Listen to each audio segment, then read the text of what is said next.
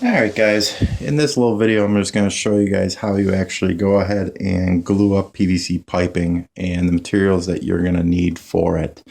There's going to be a couple of things you're going to need. Obviously the PVC pipe. You will need a primer. You have two choices. You have purple primer or you have a clear primer. Purple primer is always used for anything that needs to be inspected. Clear primer is also very expensive compared to purple primer, and I think they do that so that you always buy the purple rather than the clear. And then the other thing that you're going to need is PVC cement, and this is medium duty. They make all different types of duties for it. These actually come in a kit, side-by-side package at your local building supply place. It's about $10 for both of them. All right. Okay, now, next thing we're going to do is I'm just going to talk to you a little bit about the solvents themselves. When I put them on, I always make sure that I just take a pair of pliers and I twist them shut. That way, I'm guaranteed that the next time I use it, it's still actually got good material inside of it. Okay. If you don't, this is what will happen. It'll get all gummy on you. It just doesn't work. Okay, you can see in there gets all gummy. Okay. You just want to make sure that when you seal it up, tighten it as much as you can with your hand. Take a pair of pliers and give it a tighten. All right. All right. So what I'm going to do is I'm just going to go through right now, make sure my containers are open. Now you don't want to have them open for any longer than you possibly need to. Now the reason why is twofold. The longer you have them open, the more evaporation that happens with the solvents, and the more potential there is for you to spill it on something. Okay. All right. Now, next thing I did is I went through and I marked each one of my joints with just a little tick mark, and I labeled them with a letter to indicate where the part goes. So when I disassemble the whole thing, I can easily reassemble it. And this is just called a dry fit.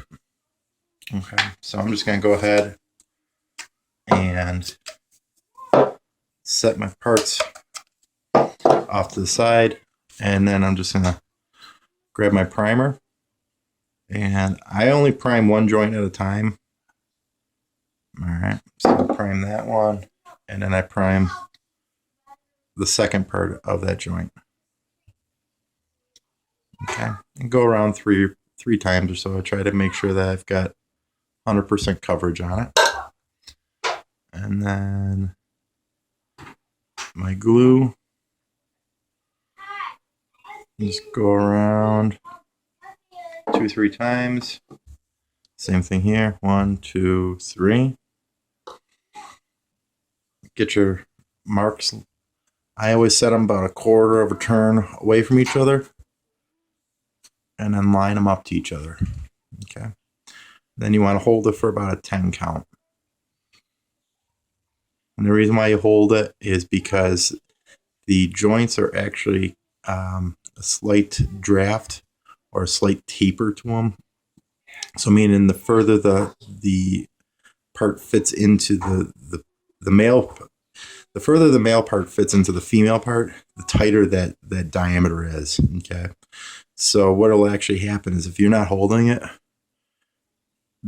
let's say I didn't hold this and I put it in there, what will actually happen is it'll slowly try popping itself out. And what can actually happen is it can actually glue itself in there like this. I mean, it's very, very easy to break it free, but that's what will actually happen is it'll pop itself out. And it's kind of a little bit of a pain. All right, so now next thing I'm going to do is I'm just going to go ahead and do the next joint here. I got my B and I got my B.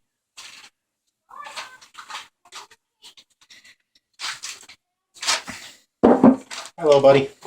Oh, yeah. All right, so I'm just going to make sure that I've got good coverage. Once again. Daddy! Yeah. Video. All right. And Ew. This one's not super critical, but I just marked it anyways. All right. Okay, go see what Sissy's doing. No. No. You gonna go hang out with me? Okay. All right, so that one's glued up. Now, next one I'm gonna do is my last joint here, which is gonna be my D.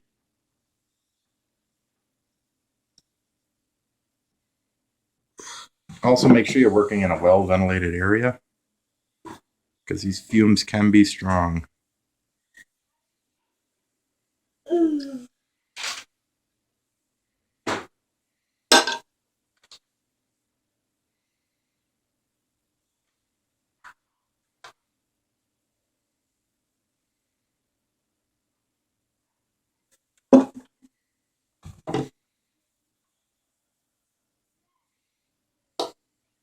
Peach. Okay, once again, I'm just putting it in there, giving it that turn to get my parts that are lined up. This way I'm guaranteed that when I go to put this up in place, it's in the right location. Everything is all set for me. All right, so that's it. And there it is. It's all assembled for me. So I'm just going to go through. I'm just going to show you how I go ahead and seal these up. Once again, hand tighten. Take my pliers, just give it a little quarter of a turn.